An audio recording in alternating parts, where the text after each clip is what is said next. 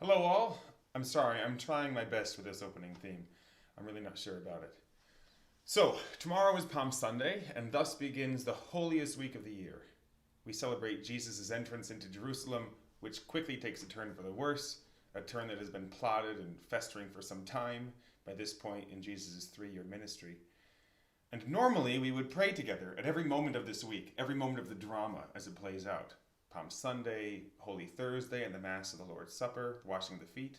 Good Friday, the day of his crucifixion, when we would especially honor the cross and fast and pray and abstain from meat and pray for the needs of the world. And on Saturday, we would wait in silence as it seems that nothing's happening until the vigil, the Easter vigil on Holy Saturday night. At the vigil, it is ultimately revealed that the light will shine once more again in the darkness. And Jesus is resurrected, fully alive, Easter Sunday morning, having battled with death and defeated it. Not only for himself, but for all of us, too. That's what we would normally do, but unfortunately, we can't gather to do this year, and much of this remembrance and celebration must be done separately in each of our homes. But it still has to be done, as Father Tom wrote about in his article in the Evangelist this week. This week still has to feel different from other weeks, because this is Holy Week. It has to feel different even in the midst of the coronavirus. And even in the midst of the coronavirus, Sunday has to be different from every other Sunday, because it's Easter. We have to celebrate Easter. So it is possible to view the live stream of each of these liturgies. Tomorrow, Palm Sunday at 9 a.m., we will be live streaming Mass from here at St. Paul's on Facebook Live. We're really not set up for this, so we're going to try it. There will only be 6 of us here, and we hope that you'll be able to participate somehow from home. We're trying this, but only for Palm Sunday. Otherwise, I recommend tuning into Bishop Ed's live stream of these services from the cathedral in Albany. You can follow the link in the description. Otherwise, as I've been saying, this is a do-it-yourself Holy Week this year. It's my belief that every man wants to be a priest in some way. Every man wants to sacrifice himself for the good of his family. So, you fathers out there, you've got to take the lead with some of these prayers this week with your family. People call me father, but they call you father first. So, if that means gathering the family together for the live stream each day, great. Also sing a few songs together, because how could we have Good Friday without singing Were You There? Or When I Survey the Wondrous Cross? Or Pange Lingua?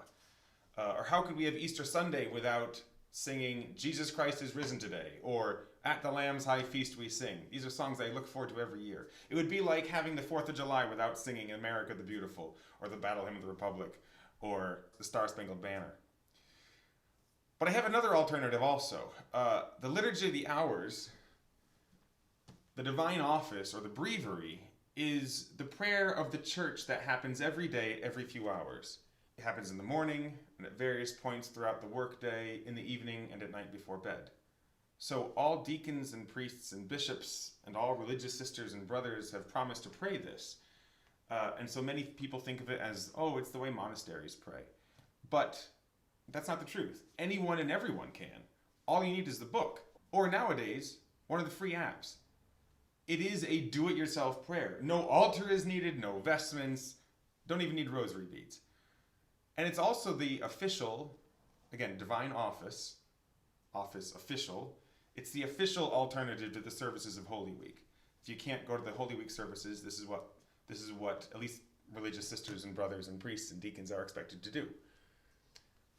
By means of the Liturgy of the Hours, we Christians answer Jesus' call to pray without ceasing. So by turning from whatever task we may be doing to God every few hours, the whole day is sanctified, and we maintain our focus on the Lord. This way, instead of making time for God between the other activities of life, we fit the other activities of life in between the hours that we have with God. Each hour consists mostly of psalms, and it's called the Liturgy of the Hours, not because they each take an hour, but because they were prayed at a particular hour of the day. So, dawn, the 3rd hour after dawn, the 6th hour after dawn, the 9th, sunset, and then at the end of the day. Obviously, it accounts for some variability in the length of the natural day, depending on the time of year.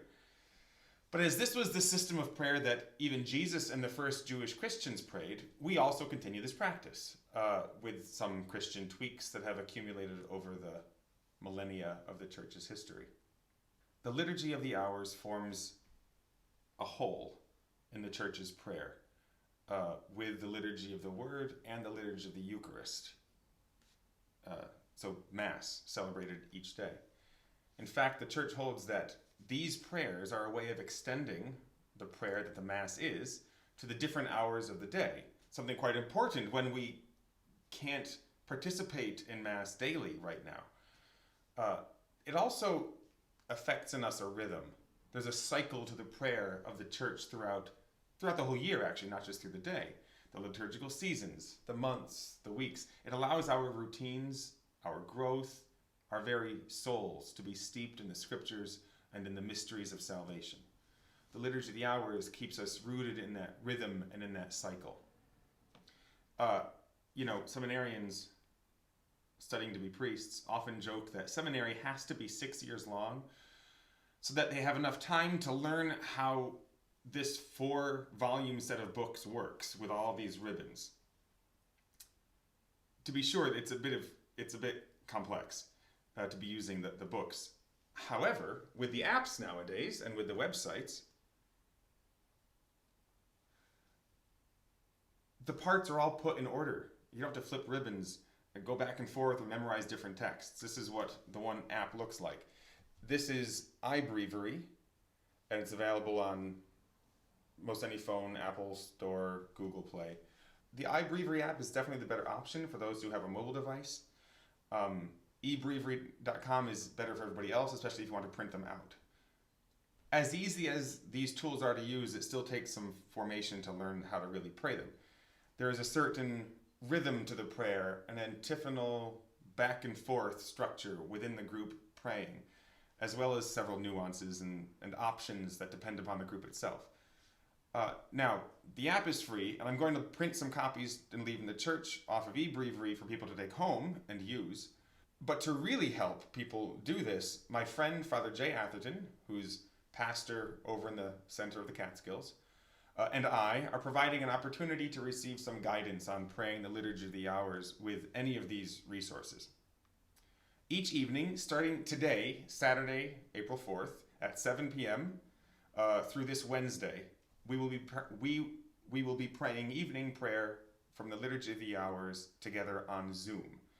Now, everyone is invited to join us, either through the Zoom app or by calling in on a phone. We hope that by helping you to participate in evening prayer over the next several days, everyone will feel empowered to use these free resources, available especially during Holy Week this year, but also beyond. An email will be coming out with the instructions on how to join, and there's also details in this video's description. But here's the short version. Download the app. It looks like this.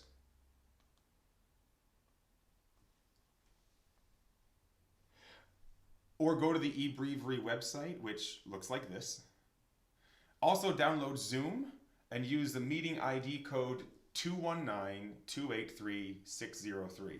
There are also call-in telephone options, and you'll see those in the email and in the description. Note, if you join the meeting from the same mobile device in which you are viewing the texts, you will be able to hear us but not see us or any materials that we might share from the screens. If you have more than one mobile device or computer in your household, it's recommended that you join from one while viewing the texts on the other. Also, the Zoom sessions will be using their webinar module, which means that you can see and hear us, but we won't be able to see or hear you, except through the chat feature, which means we'll be able to see text that you send. If you have questions, we can provide answers that way. If you already know how to pray the Liturgy of the Hours, the Divine Office, this may not be for you. Otherwise, I look forward to Palm Sunday on Facebook with you all at 9 a.m. tomorrow, and maybe I'll see some of you tonight on Zoom. So God bless you all and have a good Holy Week.